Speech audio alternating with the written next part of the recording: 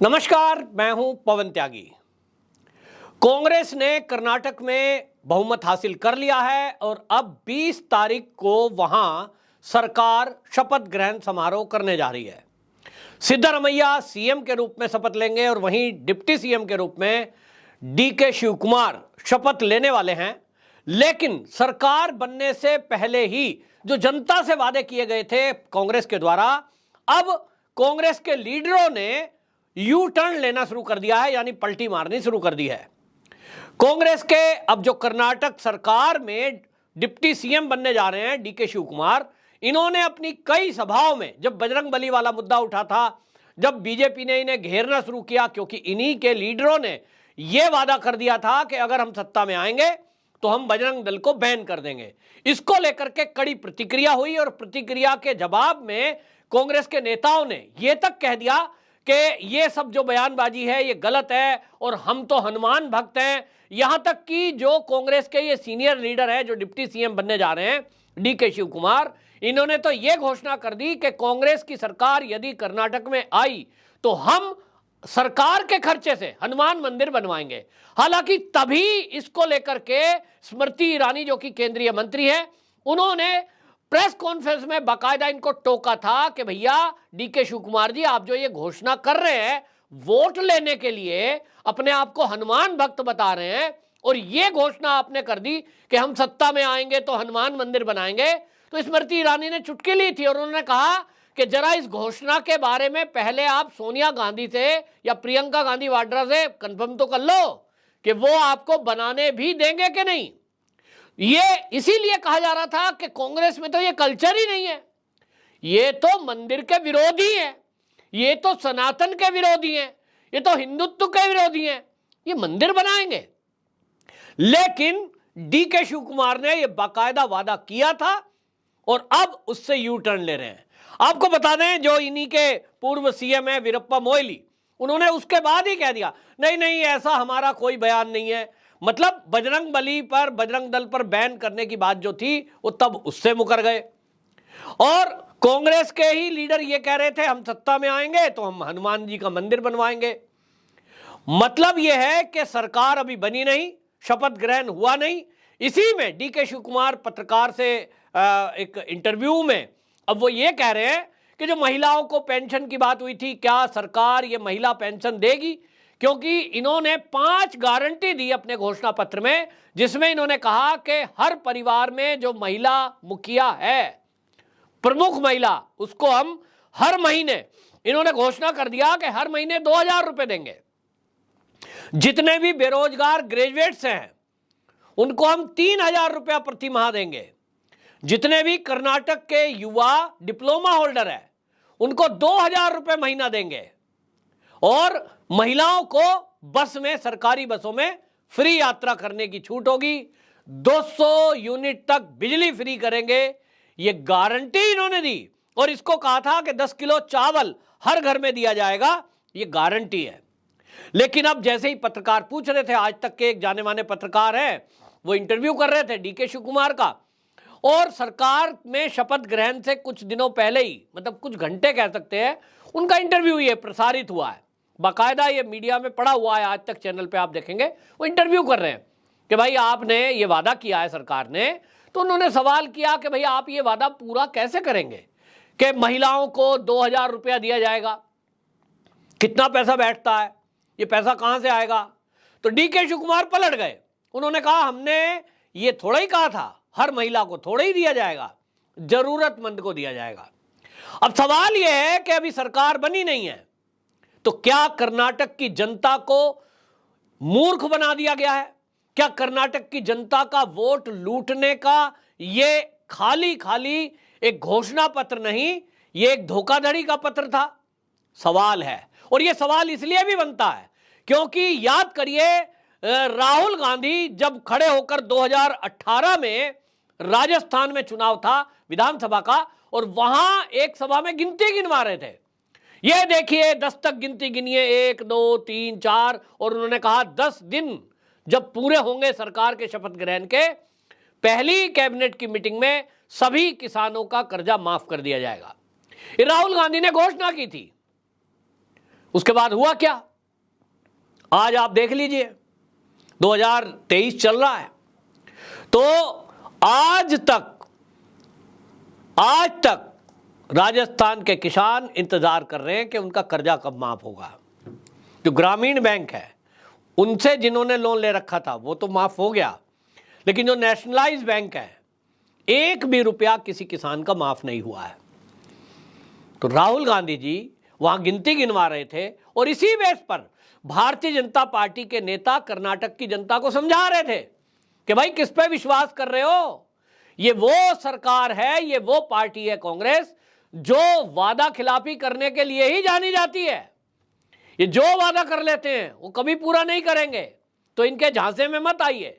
जनता है, उनको लगता है कि कांग्रेस के नेता ये बोल रहे हैं, राहुल गांधी प्रियंका गांधी अगर बोल रहे हैं तो शायद ठीक ही होगा।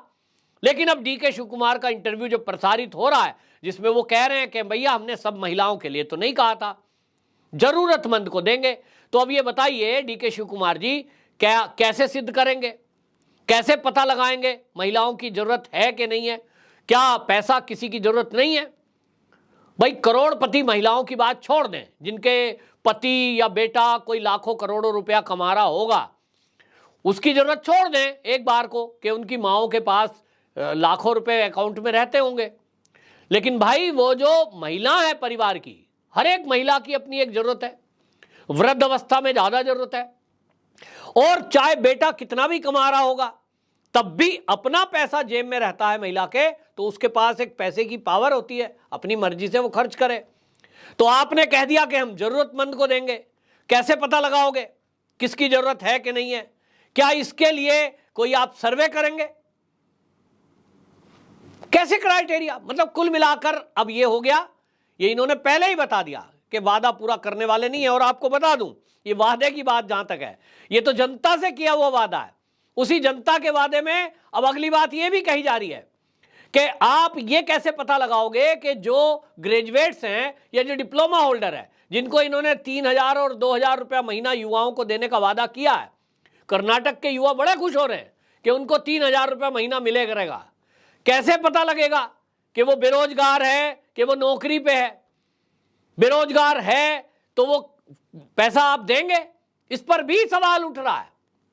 तो वो कह रहे हैं कि साहब इस पे हम पता लगाएंगे, सारे ही मांगेंगे।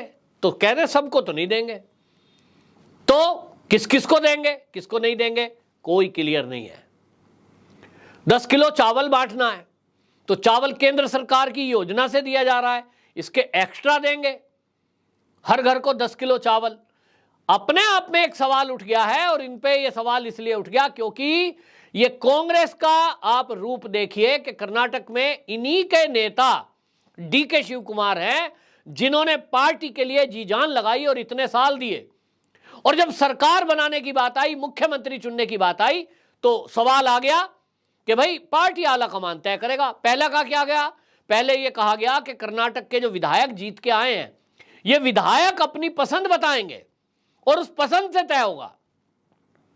चलिए मानते हैं भाई, आपने चुनाव के पहले तो डीके शिव कुमार से वादा किया, पार्टी आला कमान वो जो कांग्रेस में है, जो कांग्रेस के अध्यक्ष हैं मल्लिकार्जुन खड़गे, सूत्र कह रहे हैं कि तब तो डीके शिव कुमार को कहा गया कि आप पार्टी के लिए मेहनत करिए और आप ही को मुख्यमंत्री बनाया जाएगा, सब मिलकर के काम करिए।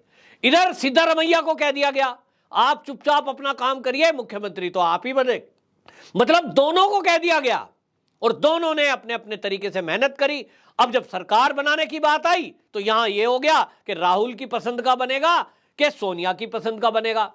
अब सिद्धारमैया जो है वो राहुल जी के खेमे में है और जो डीके शिव कुमार हैं वो सोनिया गांधी के खेमे में है।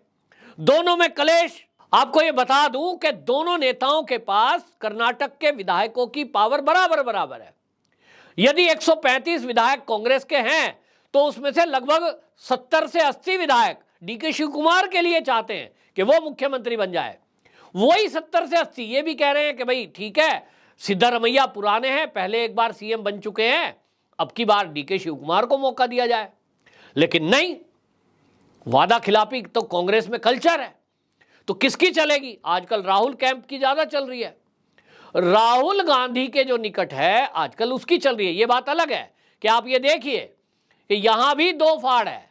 राजस्थान में जो अशोक गहलोत है वो माना जाता है सोनिया गांधी के खेमे के हैं, सचिन पायलट राहुल गांधी के खेमे के हैं, लेकिन वहां उनको लगता है कि जो अशोक गहलोत है वो ज्यादा निकट है, कमाऊ पूत है।